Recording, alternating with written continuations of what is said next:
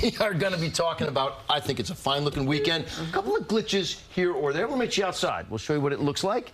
Here's my picture. All right, that looks pretty good. KJ, with your nice green outfit, you want to come over and do the weather with me at the green screen? That'll look good. Talk about special effects. Dude, you guys at home, honestly, if I could convince you to do it, you'd love it, because she would only be a head and hands.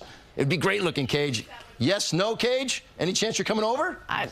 Danny, can I go? Not a shot. You know what Danny wants to say. All right, let's get to it, guys. Danny's all right.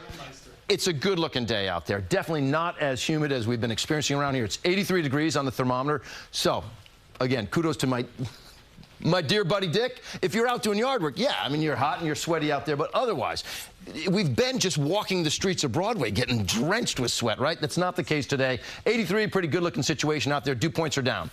Yesterday, you had a dew point at one point that was 71 degrees. Right now, dew point, well, it's 61 for Poughkeepsie. The dew point is 64 in New York City. It's dropped down nicely. It feels more comfortable. Yesterday, it was between tropical and miserable. Right now, that's a little sticky outside, but it's not bad. What do you expect as we look ahead? That lower humidity that I'm just showing you, well, it stays in place for another day. You get it for Saturday as well.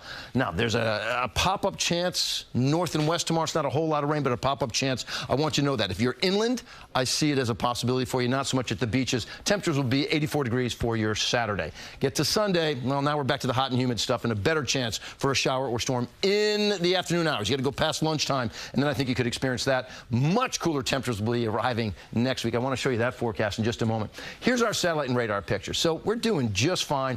There is an onshore breeze that's setting up, so we're going to watch some of those clouds offshore get pushed onshore, and you can see it happening right here. Again, maybe a sprinkle out there tonight. See this onshore flow? Watch, it's going to push those clouds right in. Your morning, you get more clouds than sun out there. Rain chances for Saturday. Again, it's mostly inland. Could be a couple pop-ups here or there. This is 2:30. But now, a lot of sun for some folks out there. So I think overall, it's a good-looking Saturday with a chance for rain in the afternoon if you go inland. Now you're going to make your way to Sunday. Sunday, we're starting to cook things up there because we're like 90 degrees. It's a hot one out there. Humidity is back in place. You can see a southerly flow, and we start to trigger some showers and storms. This is 2:30 in the afternoon. It's not overwhelming. All right, but it's out there. You need to know there's a better chance for rain on Sunday than Saturday. And here we are Sunday night, better chance south of New York City, but there's a couple that are peppered up to the north. Get into Monday.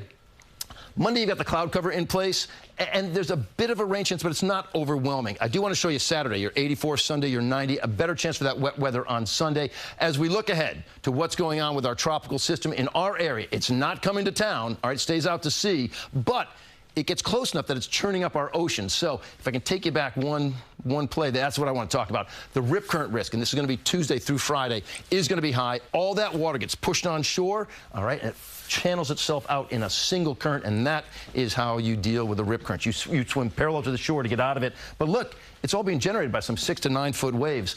The extended forecast, and this is what I wanted to talk to you about, how the cooler air will be arriving next week. You're 78 Monday, 77 on Tuesday, 76 Wednesday, 79 Thursday, 81 Friday, every single day there below average. And those 2 days, Tuesday and Wednesday with the rain showers, it's like a 20% risk. So I don't want to sell it as a washout or a huge rain event. I'll keep an eye on it for you. But right now, our bigger concern next week will be some churned up oceans. Yeah, out the there. rip currents. Yeah, because even though the storm doesn't come to town, it stays offshore, and it's just like churned. It's like an egg beater out there, and right? You were talking about some waves. 9-foot waves? Yeah, wow. Yeah, I even saw some projections on maybe some 10-footers out there. And look, when you look at rip currents, okay, you want the wind pushing the water on shore, you want the big waves crashing, but that's why if you have a south wind, the south shore of Long Island gets the rip currents, but the Jersey Shore doesn't because the wind's parallel. Yeah. This, when you have those big waves for everybody deals with the risk. All right, well, we'll talk more about that once, we will. once the time comes. All right, Thanks, Lonnie, Lonnie. thank you.